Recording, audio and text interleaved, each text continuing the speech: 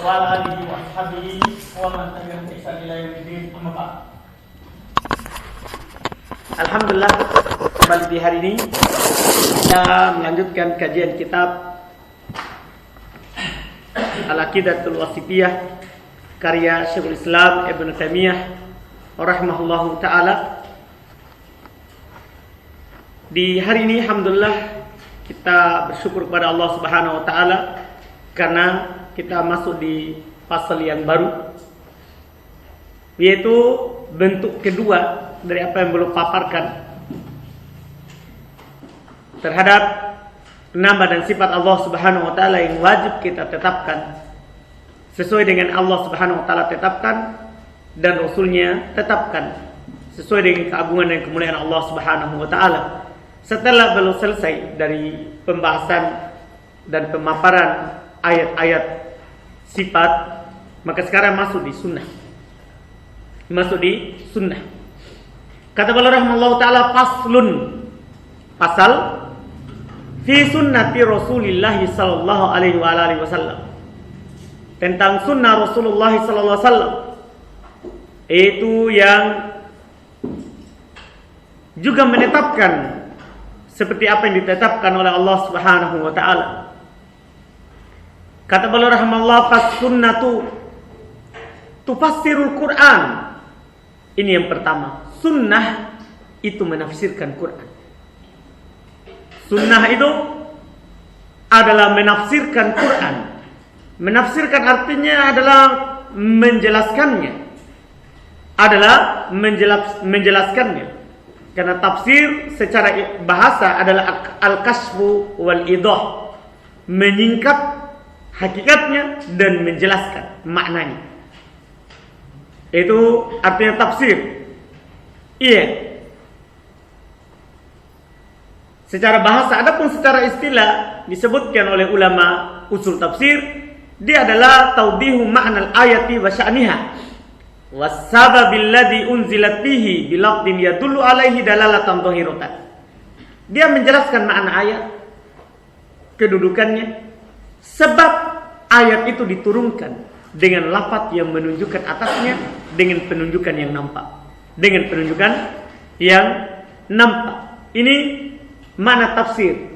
As-sunnah menafsirkan Quran, artinya menyingkap maknanya. Kalau ada yang global, kalau ada yang maknanya yang masih umum, dijelaskan oleh as-sunnah. Allah Subhanahu wa taala telah berfirman terkait dengan sunnah, litubayyina lin-nasi ma nuzzila ilaihim. Itu sunnah tujuan diturunkan, diwahyukan oleh Allah Subhanahu wa taala agar supaya Nabi kita Muhammad SAW menjelaskan kepada manusia apa yang diturunkan kepada mereka.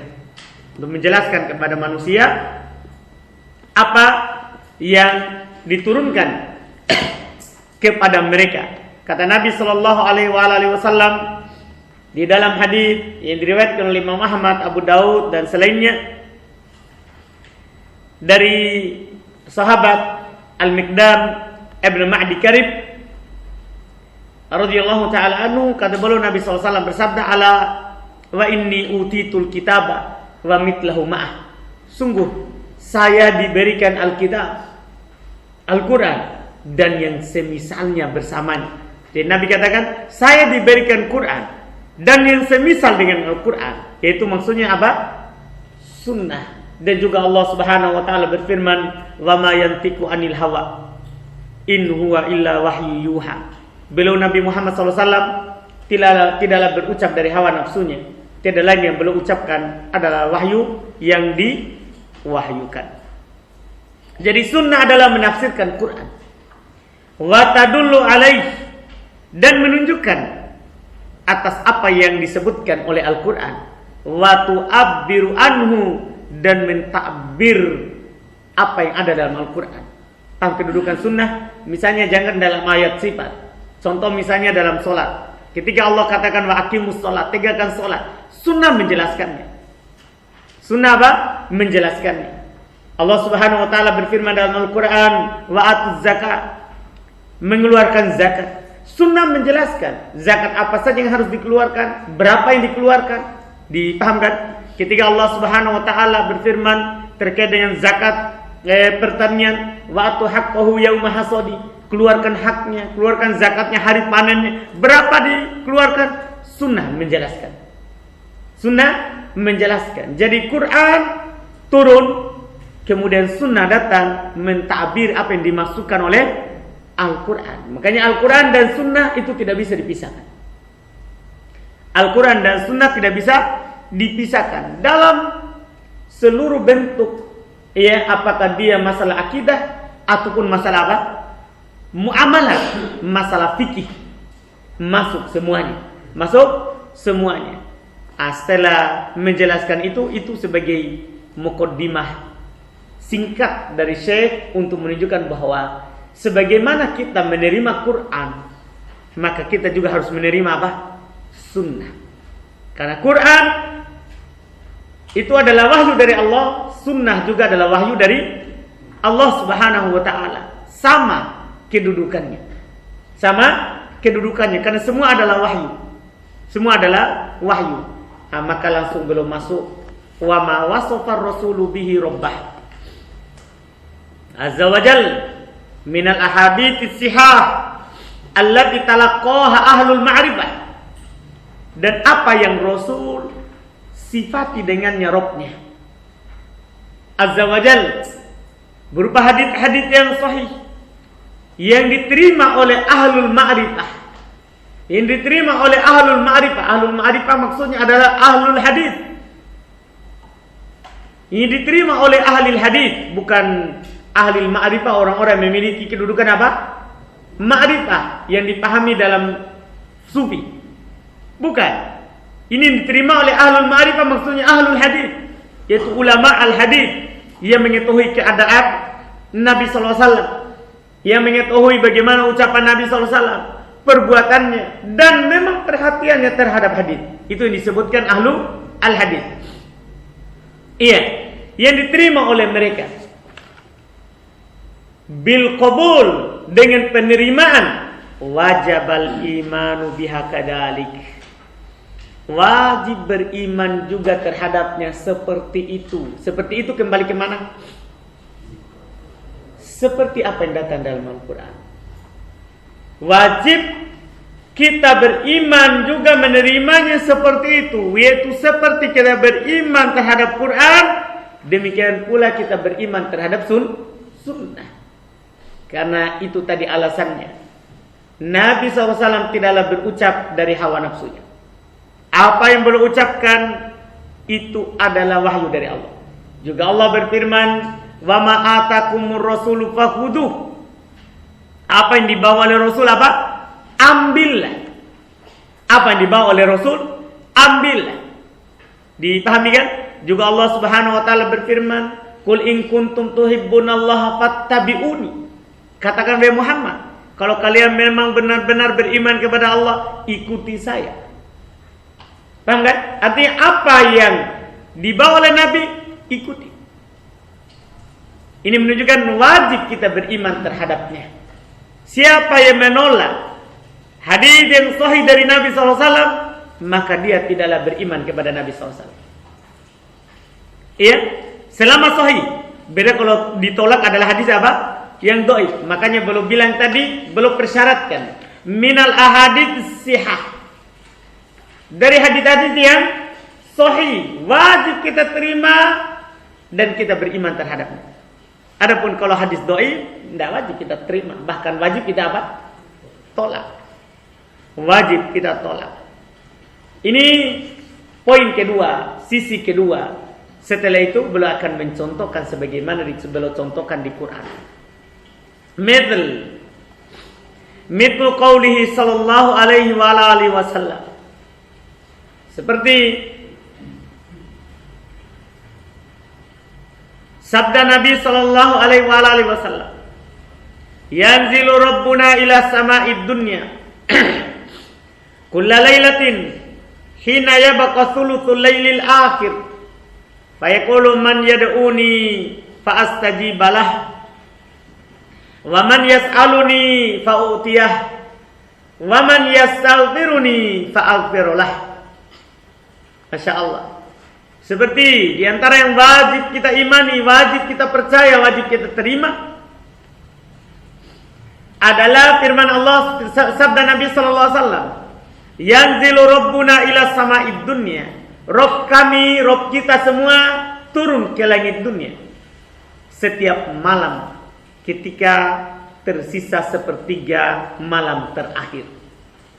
Dan Allah berkata, siapa yang berdoa kepadaku, maka saya akan menjawabnya. Siapa yang meminta kepadaku, saya akan memberikannya. Siapa yang beristighfar kepadaku, saya akan mengampuninya. Lihat ini.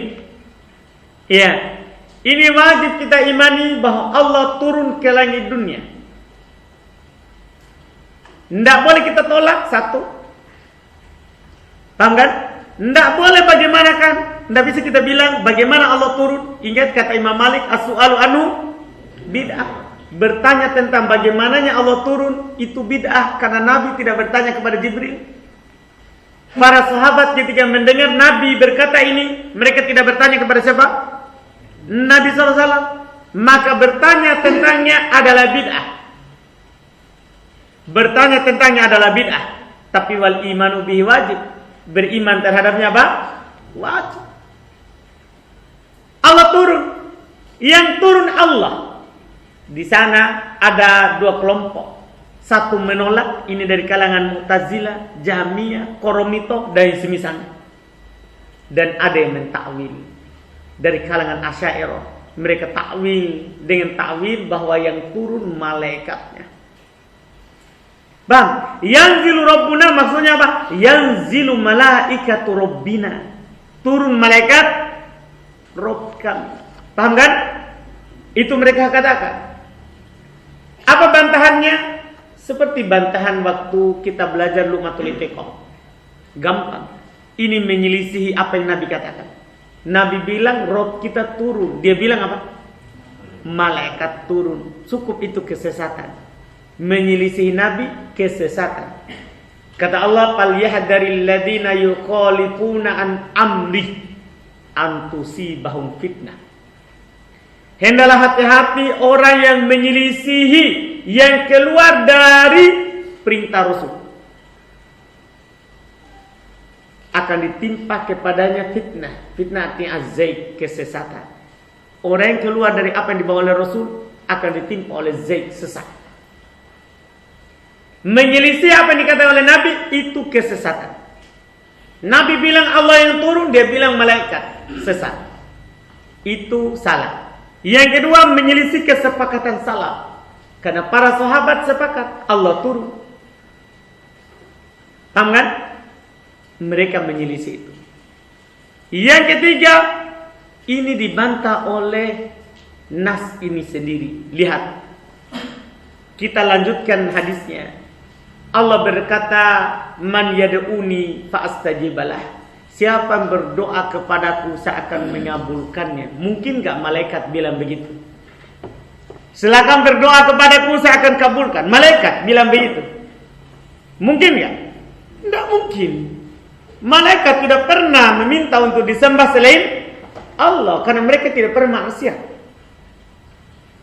Masa malaikat bilang, siapa yang berdoa kepadaku, saya akan mengabulkan. Siapa yang meminta kepadaku, saya akan memberikan. Apa malaikat di tangannya kebaikan? Siapa yang meminta ampun kepadaku, saya akan mengampuni. Apakah pengampunan itu sudah ada di tangan malaikat? Tidak. Ini ujung hadis ini membantah mereka. Ya, orang sesat hanya menyebutkan di yang awal, tidak menyebutkan berikutnya. Ini tentunya sangat jelas. Ini wajib kita imani sebagaimana dikatakan oleh Imam Malik rahimahullah. Kita imani apa yang datang dari Nabi tanpa ta'wil, tanpa ta'til, tanpa tasbih, tanpa takyid. Kita beriman Allah Subhanahu wa taala turun sesuai dengan keagungan dan kemuliaan Allah Subhanahu wa taala. Iya, sesuai dengan keagungan dan kemuliaan Allah Subhanahu wa taala. Saya tertarik dengan apa yang Syekh Abdul Aziz sebutkan di halaman 294. 294. Poin ketiga.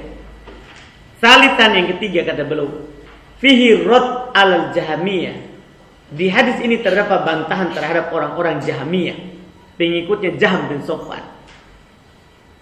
Wal Mu'tazilah, pengikutnya siapa? Wasil bin Atha? Wasil bin Atha yang i'tizal, yang memisahkan diri dari madhab, dari majelisnya Al Hasan Al Basri. Dia pisahkan diri, makanya dibilang Mu'tazilah. Iya, dia merasa dirinya lebih pantas, lebih pintar daripada Al Hasan Al Basri. Iya, dinamakanlah dia dengan Al Mu'tazilah. Al munkirina linuzuli sallallahu subhanahu wa ta'ala, yang mengingkari akan turunnya Allah. Mereka ini Jahmiyah dan Mu'tazilah. Za'man minhum anna hadha min majazil had. Naudzubillah.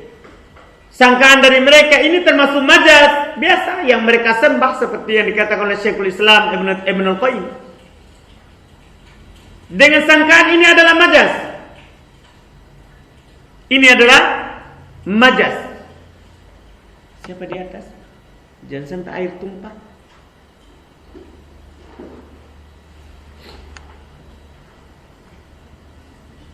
Nah, tumpah. Ini sangkaan dari mereka bahwa ini termasuk majaz. Majaz apa? Majaz al-hadf, majaz penghilangan. Jadi di sini hadis yanzilu rabbuna ada yang dihilangkan. Anu bang? Mereka bilang apa? Majaz al-hadf. Karena majaz itu banyak jenisnya. Antum akan pelajari kalau suatu saat antum belajar namanya kitab Al-Balaghah. Di sana ada dibahas karena dia tentang susunan kalimat. Ya, pelajaran ya harus selesai nahwu sorof dulu. Ya, kan dia terkait dengan takbir, cara mengungkapkan isi hati antum. Bukan begitu, maksudnya cara memahami takbir. Cara memahami takbir ada di sana dibahas tentang majaz. Walaupun di usul fikih juga dibahas, tapi tidak terlalu luas karena memang ada ilmu bahasanya. Ada ilmu bahasanya. Mereka katakan ini majaz al-had, majaz penghilangan. Wa takdirnya kata mereka yanzilu amruhum, turun perintahnya. Masa perintah Allah bilang siapa yang berdoa kepadaku saya akan kabulkan. Perintah yang turun. Siapa yang meminta ampun kepadaku saya akan mengampuninya. Siapa yang meminta sesuatu kepadaku saya akan memberikannya. Au rahmatah, atau kata mereka turun rahmatnya. Jadi takwilnya kata mereka yanzilu rabbuna, maksudnya yanzilu rahmatu rabbina. Itu takwil takdir mereka. Iya. Kata beliau wa hadza batilun min wujuhin adidah. Ini bagus dibaca karena memang ini bantahan bagi mereka yang perlu antum tahu, karena banyak orang yang mentakwil ini hadis. Perlu antum tahu ini bantahannya. Supaya kalau antum dengar, inilah bantahan-bantahan. Antum bisa kembali ke kitab ini. Beliau bilang wa hadza batilun min wujuhin adidah. Ini batil dari banyak sisi. Beliau akan sebutkan 10 sisi. Beliau akan sebutkan berapa? 10 sisi atau enggak. Bahkan sampai setelahnya 16 sisi. Beliau akan sebutkan 16 sisi batilnya. Kenapa beliau perbanyak? Karena banyak sekali yang salah dalam hadis ini. Bahkan ada orang kalau turun, berarti di Indonesia sekarang 1/3 malam terakhir.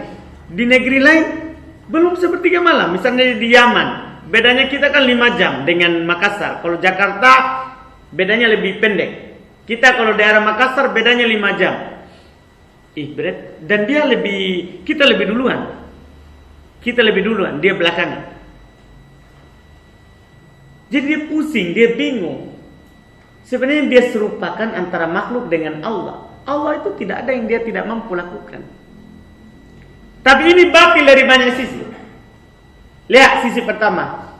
Al-awwalu, sisi pertama batilnya, anal asla adamul hadfi. Asal tidak ada penghilangan. Mereka paksakan ini ada penghilangan. Asalnya tidak ada penghilangan. Ketika Nabi bilang yanzilu rabbuna, begitulah asalnya. Asalnya itu rabbuna memang fa'il, bukan mudhaf nilai. Kan tadi kan kalau mereka hilangkan berarti dia mudhafun ilai, fa'ilnya adalah yang dihilangkan. Jadi bantahan pertama kita katakan asal tidak ada penghilangan. Itu pada dasar. Asani yang kedua, annahu qol, bahwasanya Nabi SAW bersabda, man yad'uni fa'astajibalah. Siapa yang berdoa kepadaku, saya akan mengabulkannya. Fahal amruhu aw rahmatuhu taqul man yad'uni. Pertanyaan baru tanda seru. Apakah perintah Allah atau rahmat Allah bisa berkata siapa yang berdoa kepadaku? Hada mimma la yuqal ayakuna alqaillahu ghairallah. Ini termasuk perkara yang tidak masuk akal. Bahasanya yang berucap di sini adalah selain Allah. Padahal mereka orang yang mengaku dirinya apa? Aqlaniyun. Orang yang paling berakal dari orang-orang filsafat ahli kalam. Apakah mungkin ini? Falam yakun illa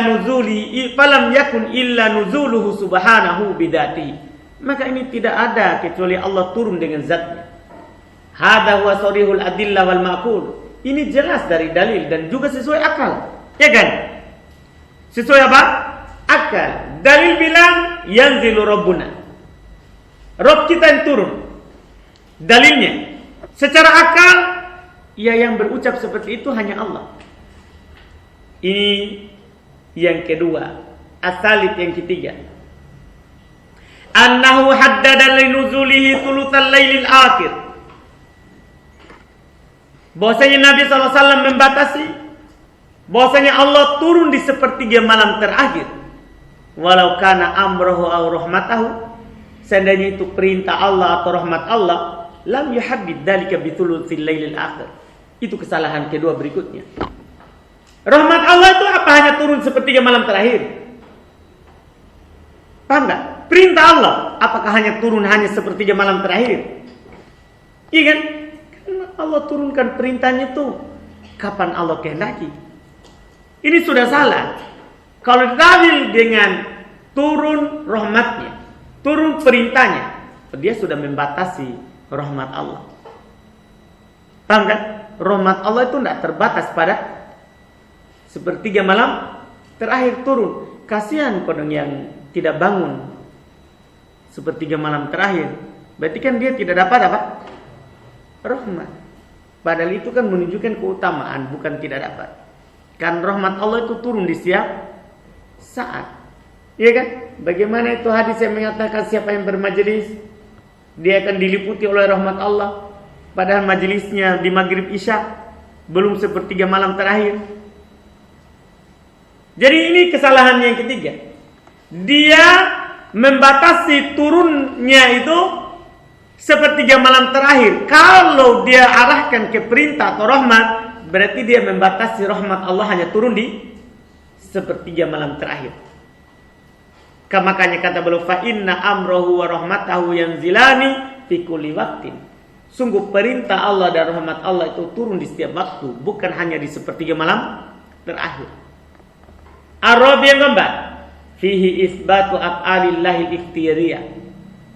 Di dalamnya terdapat penetapan perbuatan Allah ikhtiyariyah, yaitu Allah memilih kapan dia lakukan.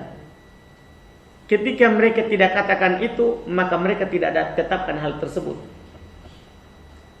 Ya kan? Kan Allah lakukan apa yang dikehendaki. Banyak ayat kan? Yaf'alu ma yurid. Allah lakukan apa yang dia inginkan. Iya kan? Ketika mereka bilang tidak atau ditakwil, berarti dia menolak itu. Menolak ayat yang banyak. Ia menetapkan bahwa Allah Subhanahu wa taala berbuat sesuai dengan apa yang dia inginkan. Ya. As-sadis yang ke Al-Khamis yang kelima, fihi isbatul qaulillah. Di dalamnya terdapat al-qaulillah. Karena dalam hadis apa dibilang tadi? Fayaqulu. Ketika kita menolak hadis ini, bukan nuzul saja yang ditolak, tapi apa? Qaul juga. Tapi mereka kan juga tolak itu. Jadi ini pelanggaran berikutnya. Ini batil dari sisi ini. Karena hadis ini kalau kita ingkari sepotong awal, kita akan ingkari sepotong berikutnya. Nah, ini batilnya di situ. Kita akan mengingkari al-qaulillah. Paham kan? Bahkan orang Asy'ariyah akan mengingkari. Iya kan? Kan qaul mereka tetapkan, tapi qaul apa? Nafs. Kalau dia menolak ini hadis, dia akan menolak juga sifat qaul. Paham kan? Iya. Atau dia akan menetapkan qaul tapi turun tidak? Kan berarti kan bertentangan. Paham kan? Bertentangan. Maka ini menunjukkan batilnya. Karena di dalamnya terdapat penetapan qaul untuk Allah, dia tidak tetapkan. As-sadis yang keenam, fihi itsbatu anna kalamahu subhanahu biharfin wa saut. Di dalamnya terdapat penetapan bahwa ucapan Allah itu ada huruf, ada suaranya. Itla yuqal an-nida illa man kana harfan illa ma kana harfan aw sautan. Karena tidak masuk akal panggilan itu kecuali yang ada huruf dan ada suaranya. Ya kan? Kan man yad'uni, siapa yang berdoa kepadaku, saya akan mengabulkan. Kalau kita menolak ini hadis, berarti kita menolak bahwa Allah berucap. Ada huruf, ada suaranya. Iya. Makanya kata Al-Hafidz Ibnu Rajab rahimahullah, wa minal bid'ah allati ankaraha Ahmad fil Qur'ani qaulu man qala innallaha takallam bi ghairi sautin. Wa ankaru hadzal qawla wa badda'a qailahu. Wa qad qila innal Harith al-Muhasibi innama hajarahu Ahmad li ajli dzalik. Kata Al-Hafidz Ibnu Rajab, termasuk bid'ah yang diingkari oleh Imam Ahmad tentang Quran adalah ucapan orang yang berucap Allah berbicara tanpa suara. Ini orang Asy'ariyah. Walaupun di masa Imam Ahmad belum ada Asy'ariyah. Cuman sudah itu kan diambil dari pendahulunya Mu'tazilah. Pemikiran yang salah. Karena Abul Hasan Al-Asy'ari awalnya apa? Mala ilal ittizal. Dia berpendapat apa? Bermadzhab Mu'tazilah. Di akhir umurnya, di umur 40 tahun baru dia bertobat. Dari madzhab Mu'tazilah kembali ke madzhab Ahli Sunnah wal Jamaah. Paham? Condong kepada Mu'tazilah. Jadi sedikit dan banyak pendapat Mu'tazilah diambil oleh madzhab siapa? Asy'ari. Anda bisa pahami kan? Makanya tapi mereka bilang Allah berbicara tapi hadithun nafs. Ucapan yang ada dalam diri. Adapun yang terucap itu bukan huruf dan kalimatnya bukan kalamullah. Naudzubillah. Imam Ahmad mengingkari. Wa ankaru hadzal qaul wa badda'a qailah. Imam Ahmad mengingkari orang yang berkata Allah berbicara tanpa suara. Paham kan? Dan Imam Ahmad membid'ahkan orangnya. Ini perhatikan, ada orang di sana mengatakan bahwa Asy'ariyah adalah ahli sunnah. Enggak, Asy'ariyah bukan ahli sunnah. Dia ahli bid'ah. Dia ahli bid'ah. Iya, wa qad qila innal Harith al-Muhasibi dihajar oleh Imam Ahmad karena hal tersebut.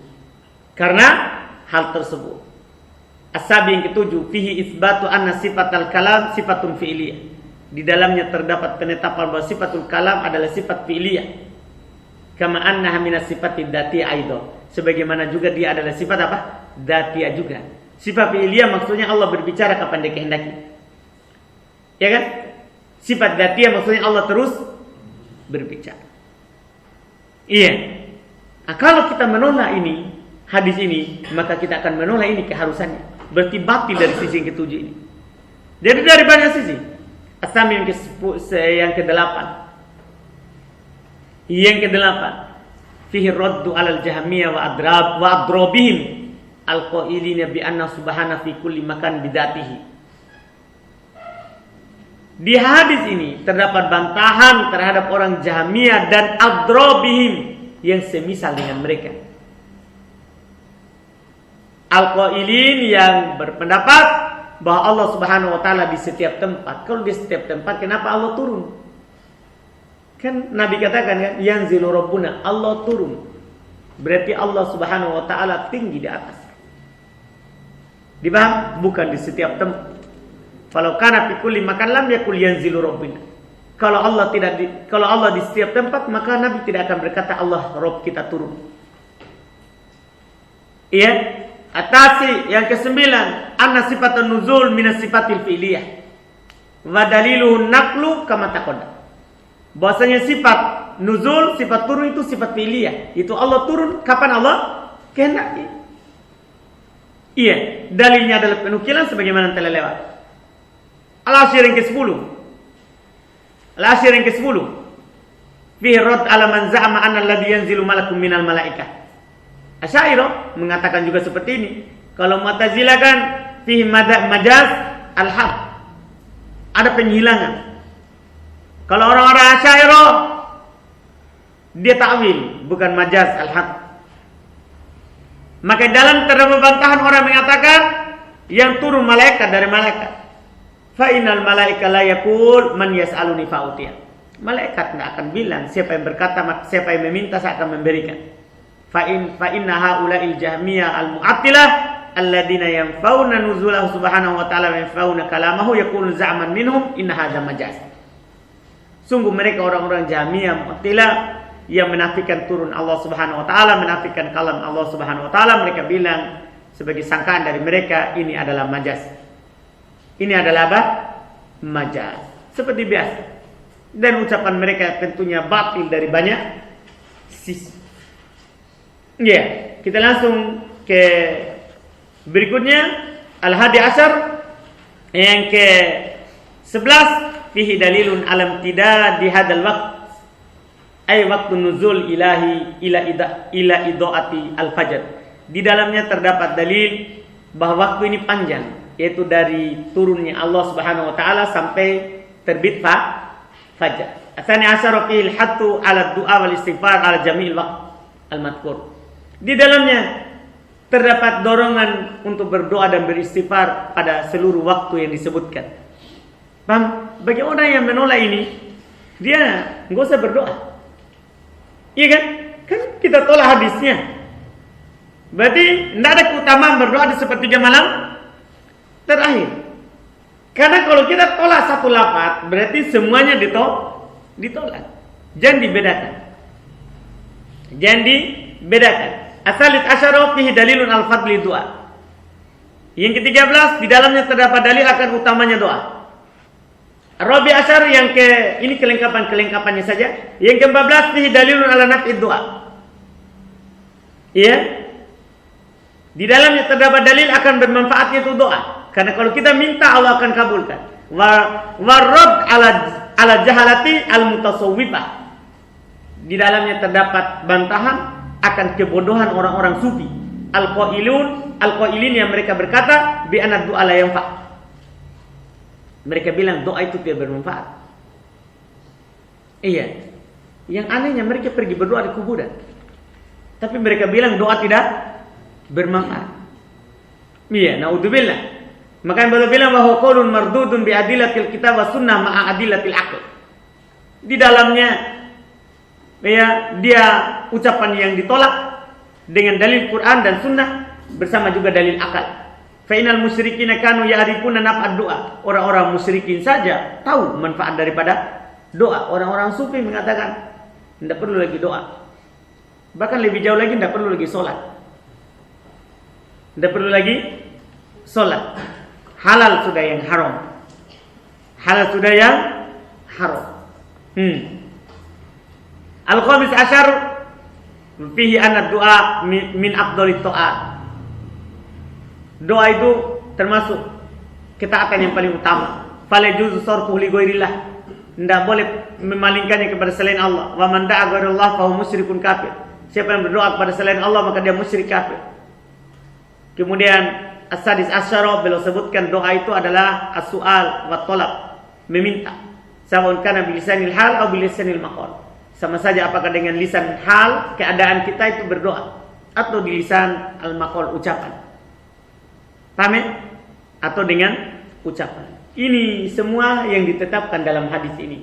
Kalau kita menolak, maka kita akan menolak semua ini. Iya, kalau antum menolak ini yanzilu rabbuna, berarti kita menolak manfaatnya doa. Ujung-ujungnya nanti akan jatuh ke Jabariyah, Qadariyah. Kan begitu, karena memang orang Jahmiyah, Mu'tazilah itu kan tidak keluar dari itu. Tidak keluar dari itu. Ini hadis yang pertama, menetapkan bahwa Allah Subhanahu wa taala turun ke langit dunia. Kita tetapkan sebagaimana yang Nabi kita Muhammad SAW tetapkan. Ini untuk awal. Ya, untuk awal, sebagaimana dulu ayat-ayat sifat, untuk awal kita penanamannya butuh waktu. Karena ketika antum sudah paham apa yang dimaksudkan, insya Allah yang berikutnya itu agak cepat jadinya. Paham ya? Ini yang pertama dari hadits yang beliau sebutkan. Insya Allah di pertemuan berikutnya baru kita masuk di hadis yang kedua yang beliau sebutkan.